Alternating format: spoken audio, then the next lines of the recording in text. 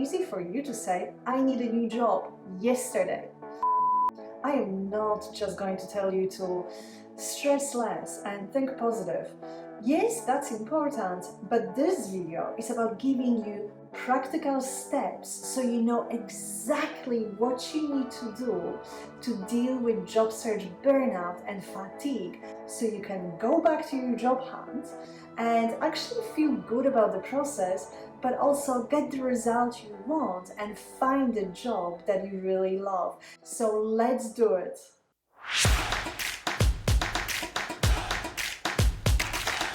Hey Rebels, welcome back to the best place for building an amazing career on your own terms. And on this channel, I sometimes cover the best tips on how you can land the most competitive jobs with top salaries. So if you're interested in that, make sure to hit that subscribe button. But let's get back to the things you will need right now to deal with the job search burnout. Here's what most of us do. So you had one too many bad days at work and you start looking at random jobs. You think and research, and maybe you send a bunch of job applications, but you don't get any responses. You keep getting rejected and you get overwhelmed and discouraged. And eventually you bury your head in the sand because it gets too hard. And you start pretending that everything is okay until another bad day at work happens and you repeat the cycle. Or worse, if you don't have a job right now, you are frantically looking for a new one and you are putting so much pressure on yourself that eventually a total job search burnout becomes your new normal. So here are 6 simple steps you can take right now to break this cycle and deal with job search depression and fatigue for good. Step 1, stop what you're doing. First thing first, I want you to stop whatever you are doing with your job search right now. And I can hear some of you say, easy for you to say, I need a new job yesterday. And I get it, but consider this for a second. What you're doing is clearly not working for you, so you might as well stop it and find a better way. You know, someone once said that the definition of insanity is doing the same thing over and over again, expecting a different result. So instead, clear your calendar, put your phone on silent, get rid of all distractions and take a deep breath. Because we are going to get clear on what you're trying to do and set some small and measurable goals. That's because sometimes it's easy to feel overwhelmed and like you're not making any progress at all because the only thing you're measuring is whether you have a job offer or not. So no wonder you keep feeling stressed and anxious. Instead of that, we want to start measuring other activities so you can figure out what is working for you and are there things that you should stop doing because you're wasting your time. So I want you to be able to see the progress you're making as well. And this is one of the best ways to stay motivated even when things seem to move slowly. And this brings us to the second step. Decide on your time commitment. The first thing we want to do is decide how much time you can realistically dedicate to your job hunt. This is crucial if you want to avoid job search burnout. If you are busy with your work and family, maybe it's just 2 hours per week. For someone else, it might be 1 hour per day. You want to make sure that you dedicate enough time, but you also don't want to overcommit. And that's because if you put too much pressure on yourself right now, and then you cannot stick to that commitment, you will get burned out again, and that will only lead to more job search depression and fatigue, which is exactly what we want to avoid. And remember that it's not the amount of time that you dedicate to your job search that matters, it's what you do with that time. So the next thing you want to do is schedule this time in your calendar. And maybe you're using a paper diary, maybe you prefer a digital diary like Google Calendar. It doesn't matter. What matters is that you actually do it. For instance, you may have decided that you will dedicate 2 hours to your job search. each Tuesday night and 2 hours each Saturday morning. You know what best works for you, so pause this video now and do it.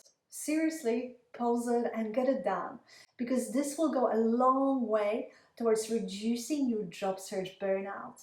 And once you do it, we will move to the next step and brainstorm all possible job search activities you can do during that time. This is the stage where we decide how you want to use your time. For this, take a piece of paper or open a new document on your computer.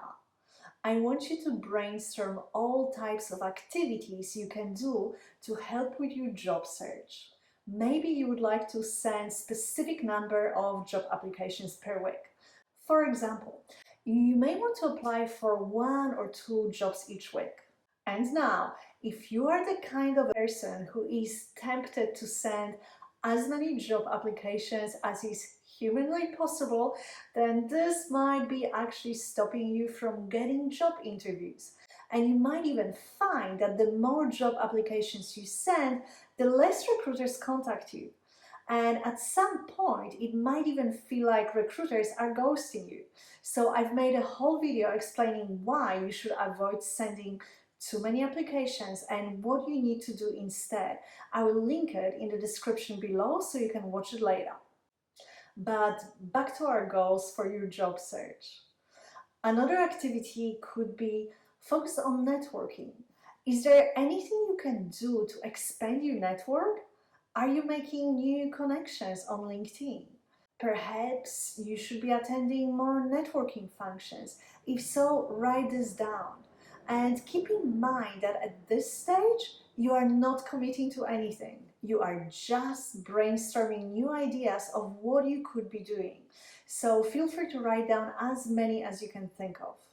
Another idea could be to reach out to new recruiters. You could also think about dedicating time to researching job search tips or practicing interview questions and answers. Maybe your resume needs more work. If so, you could have a goal of polishing your resume. You can even look for new professional development opportunities that can benefit you. At this stage, there are no bad ideas. And if you need to, you can pause this video again and brainstorm more ideas and then go back to it when you're ready. And by the way, if you are getting value out of this video so far, let me know and hit the like button. But once you have brainstormed different ideas, we want to move to the next step and set measurable goals. Now that we have all of our ideas on paper, we want to think about what you can actually commit to. And again, if you try to do too much too soon, you are likely to experience more job hunting fatigue, and before you know it, you will be dealing with another job search burnout. So instead, we want to be realistic about what you can do, and we also want to make our goals very specific. So have a look at your list and pick the most important activities that you can do within the time you've committed to. Let's say you want to make more LinkedIn connections. So decide how many invitations you will send and when. For instance, you could commit to creating 3 to 5 new connections on LinkedIn every week. Or you could commit to reviewing new job postings from job boards every Friday afternoon and apply for 2 new jobs each week. That way you will know exactly what you need to do and when. And once you do this, let me know in the comments below what activities will you focus on. That's because when you write things down, your goals become more real and it is easier for you to stick to your commitments. And now that we have our goals, we want to move to a very important step, and that's tracking your progress. It's true that you might not be able to control what kind of responses you're getting from hiring managers, but what you can control is what you do every day to reach your goals. And that's actually a very valuable skill that we all should be applying to different areas of our life anyway. And to make sure that you stick to what you have committed to, you want to track what you do and when. And this is pretty simple. transfer your goals to a spreadsheet, or you can do it on paper if that's what you prefer. And write down what you're going to do and when. Then simply track your progress each day or week. This will help you make sure that you stay on track and you will be able to see your progress. Are you sending X number of job applications every week? Are you doing what you should be doing? And can you see where the gaps are? So for instance, if you keep sending your CV to apply for jobs, but recruiters are not getting back to you, then you know it's clearly an issue with your resume. Or maybe you are getting job interviews and you can easily see how many, but you're not getting job offers, in which case you need to start practicing your job interview skills. So can you see how seeing what activities you focus on and what results you're getting, it's giving you feedback on where you need to improve. And the most important thing is that you don't stop and you stick to your commitments.